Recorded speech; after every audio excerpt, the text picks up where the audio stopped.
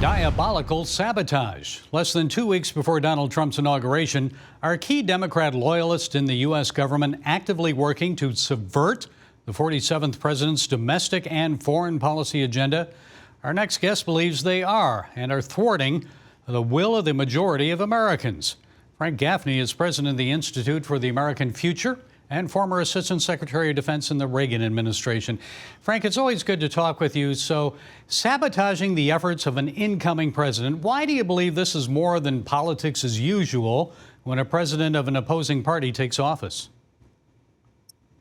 Well, for one thing, the extent to which it's taking place is, I think, unprecedented. For another, the malevolent purpose is extraordinary. And thirdly, it fits a pattern, Gary. I think what we've been subjected to here for, well, at least since the 2016 campaign has been an expropriation of power through any means possible, including, I think, electoral theft and fraud and, sabotage. In that 2020 election specifically. But it goes back to before then with the efforts to, take down Donald Trump personally, politically, in terms of his presidency as well as his businesses. But it's with a vengeance now. And the point that you touched on there, I think, is so important. What makes it, well, absolutely not just anti-democratic, is that this effort is at odds with the specific things that the American people, with a significant majority, repudiated in November. Specific things like, Ukraine policy, the indictments and prosecution of January 6th personnel, the handling of the pandemic, the energy insecurity that's been fostered, the foreign policy of the Biden-Harris administration, and of course, the deep state. And all of these are things that are being exacerbated during this transition period, so that when you harken back to that meeting that Trump and Biden had shortly after the election in November, and Biden solemnly committed to, on his own part, but also on that of his administration, to effect a peaceful transfer of power.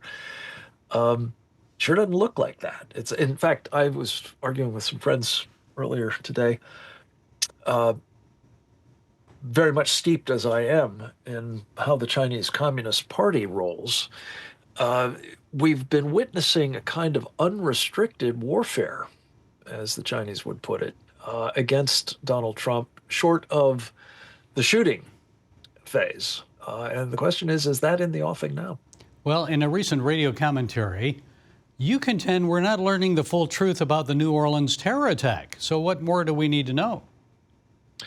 Well, I think what's not been adequately described is the connection between this perpetrator of the attack, a guy who pledged his loyalty to ISIS, yes, but the extent to which he is, I think, an example of someone who has been a participant in, as presumably benefited from, the Muslim Brotherhood apparatus in the United States, specifically the Masjid, or the mosque in Houston, from which he hailed. This is a full-on, I call them Sharia supremacist operation of the Muslim Brotherhood, one of many in our country. Anytime you see an Islamic society of this or an Islamic center of that, whether it's Washington, D.C. or Houston or otherwise, that's a Muslim Brotherhood brand. A terrorist organization, other than the fact that it has been designated as such, that's what it is, that's what it does, and that's what it will be doing more of. if this guy's example is any guide. So you think he was radicalized there at that mosque, possibly? 100%. I mean, I don't know his life history. It may have been that he was radicalized on deployment, for all I know. But he incubated, for sure, in that mosque in Houston. And it's one of those places that has been kind of at the forefront of the Islamic movement in the United States. And that is not being really talked about at all, let alone amplified as I think it should be. Because the danger is we're looking at large numbers of jihadists. Not all of them are Muslim Brotherhood, but some we brought in legally when Afghanistan was surrendered, 70 to 100,000, mostly, as far as I can tell, Taliban. They're here, and then you've got Iranians, you've got Hezbollah, you've got Hamas cells.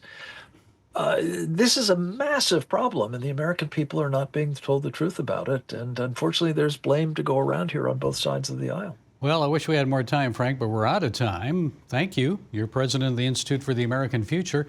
We appreciate you sharing your time and insights. I am pleasure being with you. Thank you.